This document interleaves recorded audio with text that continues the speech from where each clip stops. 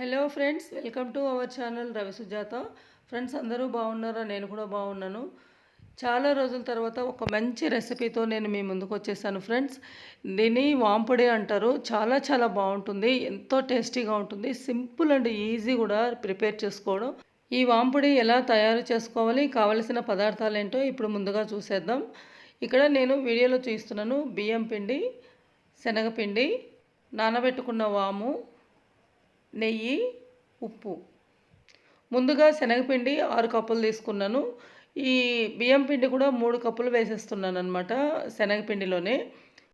నేను వాము మిక్సీ వేసి నానబెట్టుకున్నాను ఒక 10 మినిట్స్. ఆ వాటర్ మాత్రమే తీసుకుంటున్నాను ఇక్కడ. ఇలా జాలీలో వడపోసేసుకోవాలి, లేకపోతే మనం వాంపుడి చేస్తున్నప్పుడు ఆ హోల్స్లో తట్టుకుంటూ ఉంటాయి, అందుకే వేయట్లేదు. తగినంత సాల్ట్ వేసుకోవాలి రుచికి.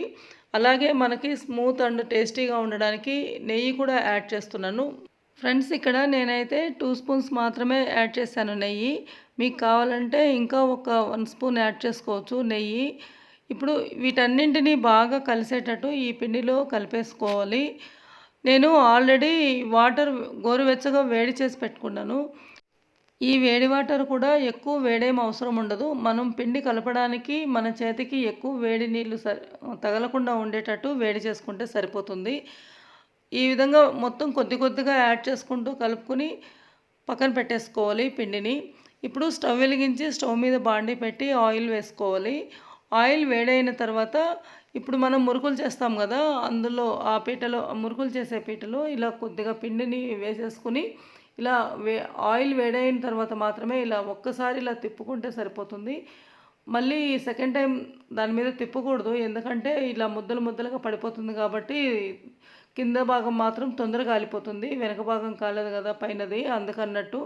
ఇప్పుడు కొద్దిగా గట్టిపడిన తర్వాత ఈ బాండీలో వేడి నూనెలో వేసిన తర్వాత మనం గట్టిగా పడిన తర్వాత టర్న్ చేసుకోవాలి. చూడండి, వెనక భాగం మొత్తం ఆల్రెడీ కాలింది కదా ఈ వాంపొడి. ఇప్పుడు తొందరనే అయిపోతుంది, ఎక్కువ టైం కూడా పట్టదు అనమాట. చూసారు కదా, ఇట్లా వేసి ఇట్లా తీయగానే సరిపోతుంది.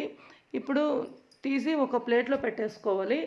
ఇలాగే మొత్తం పిండిని అన్నీ ఈ విధంగానే చేసి పక్కన పెట్టేసుకోవాలి. చూడండి, ఇక్కడ వీడియోలో చూపిస్తున్న విధంగా నేను ఆల్రెడీ అన్నీ చేసేసాను, ఈ విధంగా పెట్టేసుకున్నాను.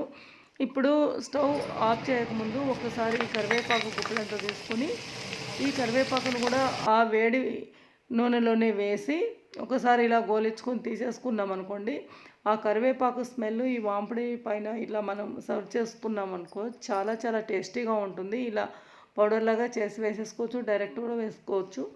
తర్వాత మనం తింటున్నప్పుడైతే ఈ కరివేపాకు ఆ వాంపడిలో అక్కడక్కడ తగులుతూ ఉంటుంది. మస్త్ అంటే మస్తు టేస్ట్గా ఉంటుంది ఫ్రెండ్స్.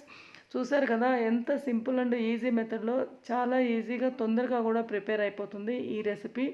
మీరు కూడా తప్పకుండా ట్రై చేయండి. మీకు ఎలా కుదిరిందో కమెంట్ బాక్స్లో తప్పకుండా కామెంట్ చేసి లైక్ చేయండి ఫ్రెండ్స్. అలాగే